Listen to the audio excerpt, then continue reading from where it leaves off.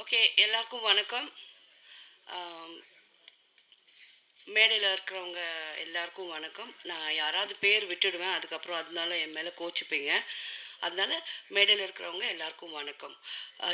பிரபா, இங்கே வா. இப்போ வந்து நீ என் பக்கத்தில் இப்படியே நில்லு, யார் கட் பண்ணுறாங்கன்னு பார்க்கலாம்.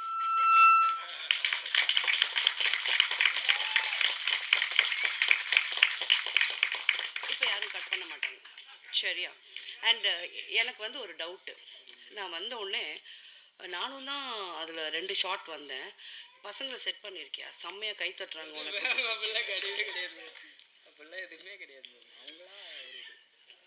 சரி, நம்பிட்டேன். சரி, அதுக்கப்புறமா என்னென்னா, எனக்கு ரொம்ப சந்தோஷம். நான் வந்து ரொம்ப கொஞ்ச நாள் தான் ஒர்க் பண்ணேன். அதில் வந்து எனக்கு வந்து நீ ஒரு நல்ல கேரக்டர் கொடுத்த. அண்ட் ஜெய் ஆகாஷ், நிஜமாவே தேங்க்யூ ஸோ மச். ஏன்னா க்ரியேட்டர்ஸை வந்து ஒரு நம்பிக்கை கொடுத்து அப்படி டெவலப் பண்ணுறது எல்லாராலையும் முடியாது. You did a great job. So hats off to you. And அதுக்கப்புறமா ராமண்ணா, నాకు அன்னம் பெட்டின அண்ணா, புத்தூரில் அப்படி ஒரு பிரியாணி கிடைக்கும்னு எனக்கு தெரியவே தெரியாதுப்பா. செம்ம சாப்பாடு கொடுத்தாங்க. அண்ட் இவன் மட்டும் என்னை ரொம்ப கஷ்டப்படுத்தினான். நிறைய டேக்ஸு. எங்கே நம்ம கேமராமேன்? உங்களெல்லாம் வந்து என்னை வந்து என்னன்னு ஷூட்டிங்கு கூட்டிகிட்டு போய் என்னை ஒரு ஹோல் டே நிறைய ஷார்ட்ஸ். நானா அப்போது இவனோட ஹார்ட் ஒர்க் பார்த்தேன். அண்ட் எனக்கு ரொம்ப என்ன நல்ல விஷயம்னா, ஜெய் சொன்ன மாதிரி இந்த எல்லா ஹீரோயின்ஸும் நார்த்துலேருந்து வராங்க. ஃபுல்லாக மேக்கப் எல்லாம் போட்டுட்டு இருக்காங்க.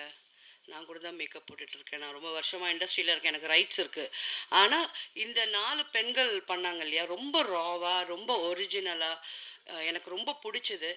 ஸோ படம்னா இப்படி தான் இருக்கணும்னு நான் நினைக்கிறேன். ஸோ கிட்டத்தட்ட ஒரு அவார்ட் ஃபிலிம் மாதிரி எல்லாத்துக்கும் மேக்கப் போட்டுட்டு ஜாஸ்தியாக பண்ணாமல் ரொம்ப இன்ட்ரெஸ்டிங்காக படம் வந்திருக்கு. அண்ட் இவ்வளோ தூரம் இந்த காலத்தில் சின்ன படங்கள் அப்படின்னு சொல்கிற அந்த மாதிரி நீ சொன்ன பற்றியா, ஃபீல் பண்ண பற்றியா? ரைட் தான். சின்ன டைரக்டர் எல்லாருமே சின்ன டைரக்டராக இருந்து தான் பெரிய டைரக்டராக இருக்காங்க. சின்ன நடிகராக இருந்து தான் பெரிய நடிகராங்கிறாங்க. அதனால அதெல்லாம் நீ நினைக்கவே கூடாது. ரொம்ப ஃபீல் பண்ண. ஏன் இப்போ கண்ணெல்லாம் கலந்துச்சாலா குட்டி? சரி, ஓகே. ஸோ இந்த படம் 100% வெற்றி அடையும். அதில் வந்து நோ டவுட். நான் இன்னொன்று சொல்லணும், இது வெற்றி அடையும், அதை விட்டுடுங்க. ஆனால் நீ இது எந்த நாளை வந்து இனிமேல் நாங்கள் தான் ஹெட்லைன்ஸ்னு வச்சு 5 நாளாக என்னை வச்சு கிழிக்கிறாங்க ஹெட்லைன்ஸில். நிஜமாவே 5-6 நாளாக நான் தான் ஹெட்லைன்ஸ், தெரியுமா? ஷக்கீலாவை அடித்து நொறுக்கி விட்டார்கள் அப்படி இப்படின்னு. எங்கப்பா அடி வாங்கியிருக்கிறேன்? நம்மளெல்லாம் அடிக்க முடியுமாப்பா? சரி, நீங்களும் ஏதோ எழுதுறீங்க, கண்டென்ட் கிடைக்கும்னு சொல்லிட்டு எழுதுங்க. So all the best to the team, and I'm looking forward to work with you more and more, and God bless you. Thank you. தொலைக்காட்சி ஊடக நண்பர்களுக்கும் சிறப்பு அழைப்பாளர்கள், சீஃப் கெஸ்ட் எல்லாருக்கும் என் மனமார்ந்த வணக்கத்தை தெரிவிச்சுக்கிறேன். இனிமேல் நாங்கள் தான் ஹெட்லைன்ஸ். இந்த படத்தை பற்றி சொல்லணுன்னா, பிரபாவே நிறைய சொல்லிட்டான். பட் எல்லாருக்குமே ஒரு கொஷன் இருக்கும். இப்போ நிறைய பேர் வந்து சினிமாவில் சாதிக்கும்னு சொல்லி துடிச்சிட்ருக்காங்க. ஆனால் ஏன் பிரபாவுக்கு நான் ஹெல்ப் பண்ணேன்றது இருக்கும். ஸோ பிரபா வந்து எங்கிட்ட ஃபர்ஸ்ட் வந்து சேர்ந்தது ஒரு 7 இயர்ஸ்க்கு முன்னாடி. அப்போ அவன் வந்தோடனே அவனுடைய ஃபேமிலி பேக்ரவுண்ட் பற்றி சொன்னான். அவன் எந்தவித சப்போர்ட்டும் இல்லாமல், அவனுக்கு யாருமே உறுதுணையாக இல்லாட்டி அவன் வந்து ஒரு தப்பான பாதையில் போய் அவன் வாழ்க்கையை தொலைச்சிருப்பான்னா. ஸோ என்னால் முடிஞ்ச ஒரு உதவி என்னென்னா, ஒரு பையனை வந்து நல்ல வழியில் கொண்டு வரணும். ஸோ அவனை வந்து எங்களோட அசிஸ்டன்ட் சேர்த்து அவனுக்கு கொஞ்சம் கொஞ்சம் சொல்லி கொடுத்துட்ருந்தேன். என்மேல் அவனும் ரொம்ப அன்பாக இருப்பான். ஒரு அசிஸ்டன்ட் டைரக்டர் மாதிரி இல்லாமல் எனக்கு தம்பி மாதிரி. எனக்கு கால் மசாஜ் பண்ணுறதுலேருந்து, எனக்கு குடை பிடிக்கிறதுலேருந்து, எது வேணாலும் ஒரு அண்ணனுக்கு பண்ணுற மாதிரி எல்லாமே பண்ணுவான். ஏன்னா நாங்கள் டே அண்ட் நைட் ஷூட் பண்ணுவோம். அவனும் சில நேரத்தில் ஒரு படம் ஷூட்டிங்லேருந்து ஓடி போயிட்டான். ஏன்னா வந்து டே அண்ட் நைட் ஷூட் போடுறதால வந்து அவனால் வந்து அவனை தூக்கம் இல்லாமல் இருக்க முடியாது. அப்படிப்பட்டவன் யோகியன் படம் போஸ்ட் ப்ரொடக்ஷன் டைம் தூங்காமல் அவ்வளோத்துக்கு ஹார்ட் ஒர்க் பண்ணான். அப்போ தான் தெரிஞ்சிச்சு அவன் வந்து இப்போ ஜெயிக்கும்னு சொல்லி அவனுக்கு ஒரு வைராக்கியம் வந்துருச்சு. ரொம்ப ஹார்ட் ஒர்க் பண்ணான்.